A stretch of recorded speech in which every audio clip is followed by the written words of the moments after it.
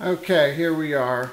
As you can see, we have poured our floor leveler across the entire floor. Right this minute it's still wet. We're waiting for it to dry. It's usually best to try and plan this step for an end of a day so that you can give it all night to dry. One of the other things I want to talk about is the type of materials we use here. The particular brand of floor leveler I use is made by Mapei. Some people call it Mapei. I'm not exactly sure of the correct pronunciation, but as you can see, this is Ultra Plan 1 Plus. It's a premium floor leveler, and I highly recommend the Mapei brand of floor leveler, mortar, grout, all of those kinds of products.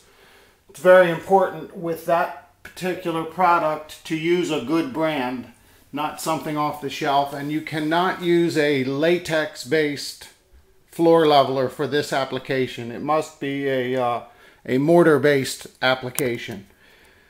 So far in this project, we've got approximately 8 hours in. So next step will be to lay out the floor and start setting tile.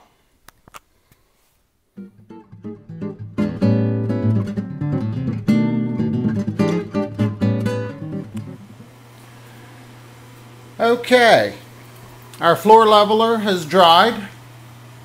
I've come in here. I'm going to try and show you some layout points that I've made on this floor. Now, when you're laying out a floor, there are several schools of thought to exactly how to go about doing it. For example, if you had a very large rectangular shaped room or square room, you would simply divide the room into 4 quarters. You would strike a couple of chalk lines. I don't know if you can see my chalk line on the floor here, to give you a starting point, and you would work from your chalk lines out to the walls in each of the 4 quadrants for the room.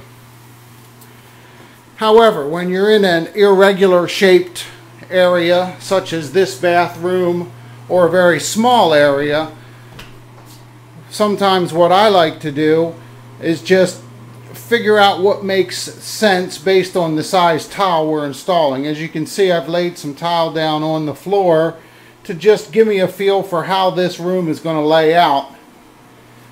And as it happens with a 12 by 12 tile, we'll be able to just get 4 whole tiles all the way through that area, and then as we come down through here, they'll spread out.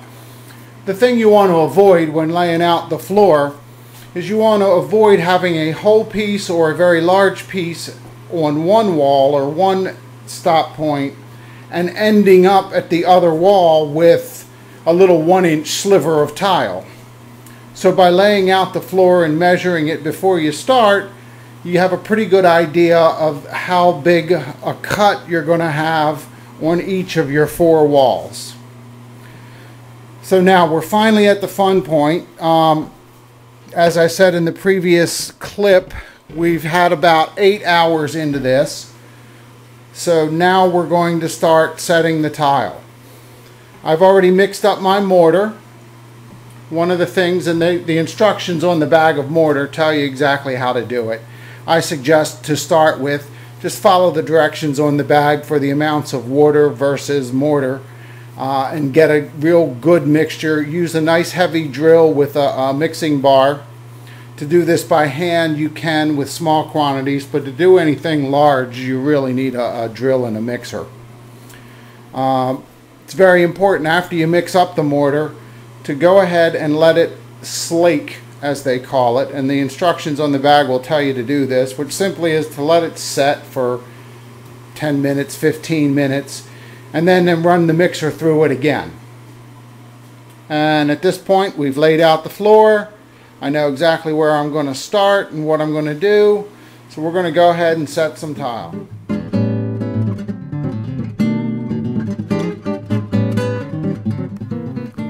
Okay, as you can see, we've installed some floor tile. We've done most of the installation.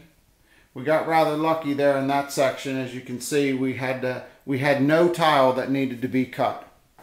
We've installed what was commonly called the field tile, which simply means installing all the tile that don't need a cut.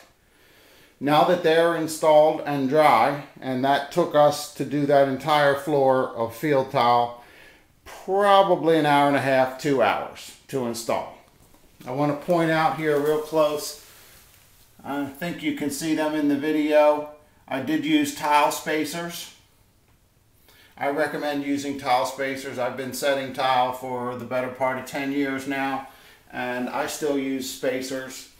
Some professionals don't. I think it's a nice, easy way to make sure you get the evenly spaced grout joint all the way around. Now with floor tile, the grout manufacturers recommend a minimum of 1/8 inch grout joint.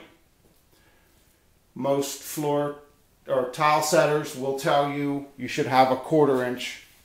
I used a 1/4 inch on this floor right here. Sometimes to achieve a slightly different look, I'll tighten that joint up. Sometimes I'll pull it a little bit further out. Now, some of the additional tools required here. You can see this big old gadget here.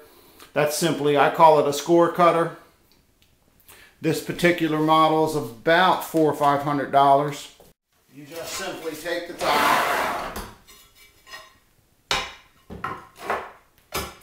set your fence, run the score cutter across the tile, snap it, and that'll break the tile. It's a very convenient tool to have to do straight cuts in the back corners.